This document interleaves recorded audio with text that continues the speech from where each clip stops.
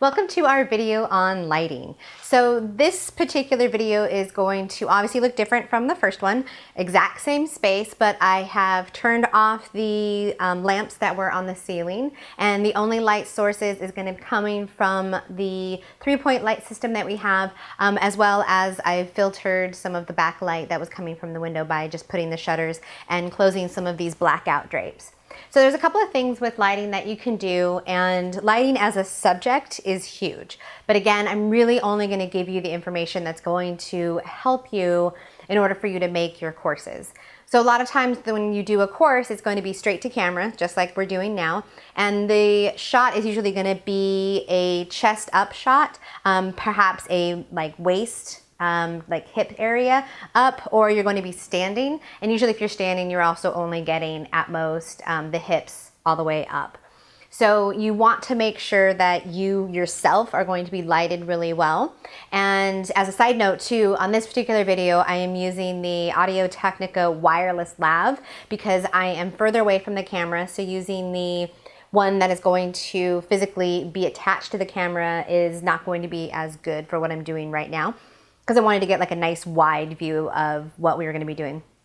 So 3-point light system, I have one of the umbrellas set up. So as you can see, the umbrella is fully extended. On the other side is going to be the light source. The light source is going to point in towards the umbrella. And when you are using any type of light bulb, you want to warm them up. So these have been warming up. There's this one as well as my backlight.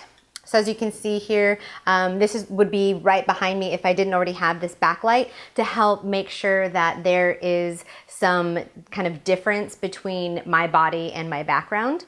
Also, what I did in terms of wardrobe, I specifically wore a color that's really similar to my background. I also just happen to love purple, so I have a lot of it. Like my couch is purple and my sweater is purple. So when thinking about what you're gonna wear, and what you wear matters, you want it to be, to fit you well, but also think about the color and think about what your background's gonna look like. And depending on what you're gonna do, whatever kind of feeling you're trying to convey in that, then that's gonna influence your background and of course what you're gonna wear on camera. So we have these two. The one that I did not put up is this one here. Now when the 3-point light system is going to, I'm gonna bring this a little closer so you can see. When the 3-point light system is, well, you can't see my face, so there we go, set up, you're gonna have these big tall things, but it's folding down really, really small. You can, completely put it into a duffel bag. Most 3-point light systems will put in a duffel bag as like a free gift when they send it to you. And generally they're gonna come with 2 of these umbrellas. So here's the other one. You're gonna get 3 light stands, and then sometimes they come with the bulbs, or you can just get them at any store. They're just regular bulbs. All right, so we have our umbrellas. We're going to extend the umbrella just like you would a normal umbrella. And again, you want the light bulb to be facing towards the umbrella. And the reason why we use these umbrellas is to soften up the light.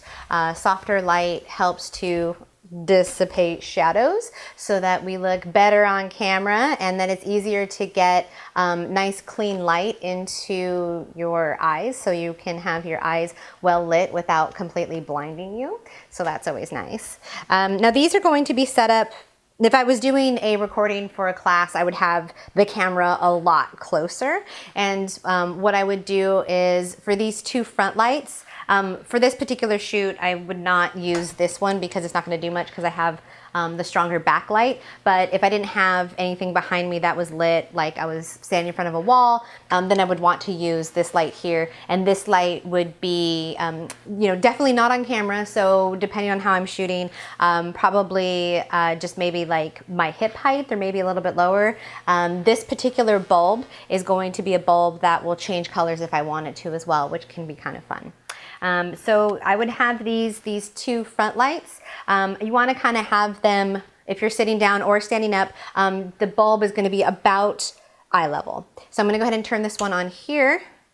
And if I was to have the camera a little bit closer, then these would be more than enough to light me. Right now, because the camera is so far away, then it's not providing the level of lighting that I would normally use. But again, I don't generally talk this far away from the camera because this is going to really distance yourself from the student, and you want to create that connection. You want to have an ability to have a conversation with the student. So you want that camera closer. So let's go ahead and take a look at what that would look like in a close-up version. All right, so now that I am better well lit, you're closer to me. Physically, the camera is closer to me as well. And you are going to see the difference of how this is lit versus the previous version, as well as I worked on framing it a little bit. So with framing, you want to make sure that you have kind of an idea of how close you want to be. And generally the cutoff is either going to be like a really tight shot, that would be like shoulders up, or you're going to have kind of like a medium tight shot, which would be kind of like right around the ribs and all the way up. And then a like longer shot, which you wouldn't really want to go past this for a class, which would be that hip and above. So right now, also you can tell that I look kind of odd with my purple on purple. So you can even see that is really expressed even more when you are tighter and closer in for the shot. And really kind of, think about that before choosing your outfit for your actual evergreen content. So this is going to be a little bit more work than you would want to do, let's say, for just a quick tutorial or quick announcement, and we'll go over that in a different section. But this is the kind of setup that I would do when I'm creating content that I know is going to be used for a couple of months, a couple of years, and I want it to look good. Now with the lighting, it's really about playing around with it. As you can see, you don't want the umbrella on the screen, but just kind of, playing around with it, seeing where that particular light is going to hit you best is going to be important. And also just kind of playing around with what looks good to you and what you were really trying to accomplish with that particular tutorial or lesson video.